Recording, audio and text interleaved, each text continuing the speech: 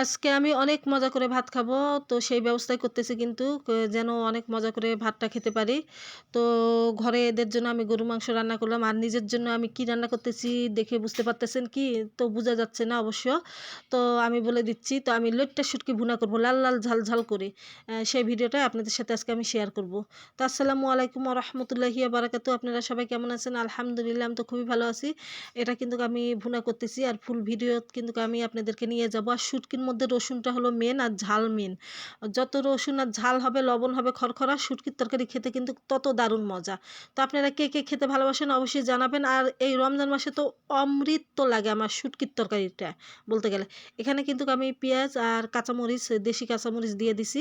আর এখানে আমি মসলা বাটা দিয়ে দিলাম, আদা বাটা, জিরা বাটা, রসুন বাটা, পেঁয়াজ বাটা। আর প্রচুর পরিমাণে কিন্তু আমি রসুনটা থেতো করে দিয়েছি কিন্তু। যাই হোক বোঝা যাচ্ছে না, হয়তোবা পেঁয়াজের জন্য একসাথে বোঝা যাচ্ছে না। তো অনেক মজা করে এই লোট্টে শুটকি ভুনা দিয়ে কিন্তু আমি ভাত খাবো। তো যে কারণে আমি এই লোট্টে শুটকিটা ভুনা করতেছি। এখানে কিন্তু আমি মরিচের গুঁড়াটাও দিব, যেন এখানে ঝালের পরিমাণটা দ্বিগুণ পরিমাণে হয়। আর এখানে আমি শুটকিগুলো কিন্তু আগে থেকে ভেজে ধুয়ে রেখেছিলাম, লইট্টা শুটকিগুলো। এখন আমি শুটকিগুলো দিয়ে দিলাম। এর সাথে কিন্তু আমি এখানে লবণ দিয়ে দিচ্ছি। আর ভিডিওটা যদি আপনাদের ভালো লাগে অবশ্যই কিন্তু একটু গঠনমূলক কমেন্ট করার চেষ্টা করবেন। যদি ভিডিওটা আমার চালু করে থাকেন অবশ্যই ভিডিওটা দেখার অনুরোধ রইল সবার। অবশ্যই দেখে একটু কমেন্ট করার চেষ্টা করবেন। তো এখানে আমি কিন্তু আপনাদের সাথে কথা বলতে, বলতে এখানে আমি কিন্তু হলুদও দিয়ে দিলাম, লবণও দিয়ে দিলাম। দিয়ে খুব ভালোভাবে কিন্তু আমি নাড়াচাড়া করে নিচ্ছি। আর এত মজা হয়েছিল শুটকির তরকারিটা, আমি কি বলবো বলার বাহিরে। এই শুটকি দিয়ে আমি কিন্তু ২ দিন ভাত খেয়েছি। যেহেতু যেহেতু এখানে আমি শুধু একাই খাবো শুটকির তরকারিটা আর আমার মা একটু খাবে। তো অনেকটি পরিমাণ কিন্তু আমি শুটকির তরকারিটা ভুনা করতেছি। তো এটা দিয়ে কিন্তু আমি ২ দিন যাবত আমি ভাত খেয়েছি বলতে গেলে এক কথায়।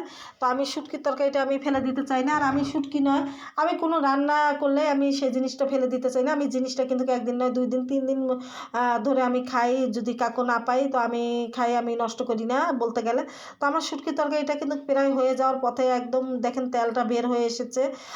আর একটু কষায় নেব, আর একটু ভালোভাবে যেন একটু পোড়া পোড়া ভাব হয়, তখনই কিন্তু আমি নামিয়ে নেব। আর অনেক মজার হয়েছিল শুটকির তরকারির ভিডিওতে সাউন্ড দিতে গিয়ে কিন্তু আমার কিন্তু লোভ লাগতেছিল, যদিও আমি রোজা আছি, শুটকি দেখে আর লোভ মানে না কিন্তু আমার। তো এই ভিডিওটা কিন্তু আজকে ৪-৫ দিন আগের। তো আমি ভিডিওটা আজকে আপনাদের মাঝে দিয়ে দিচ্ছি। তো কেমন হচ্ছে অবশ্যই কিন্তু সবাই একটু কমেন্টে জানাবেন। আর সবাই সবার পাশে আমরা থাকবো এবং প্রচুর পরিমাণে সবাই সবাইকে ভালোবাসাটা দিব। ভালোবাসা দিলে ভালোবাসা পাওয়া যায়, এটাই বাস্তব। ফেসবুকে এটাই কিন্তু বাস্তব একমাত্র, আর কোথাও না। অবশ্যই আমরা সবাই সবাইকে প্রচুর পরিমাণে ভালোবাসা দিয়ে ভালোবাসাটা নেওয়ার চেষ্টা করব। আর পুরো ভিডিও দেখার চেষ্টা করব। তো আজ বিদায় নেব। আবারও কোনো এক নতুন রান্নার ভিডিও নিয়ে আপনাদের মাঝে আমি আবারও হাজির হব। তো সবাই ভালো থাকবেন। টাটা।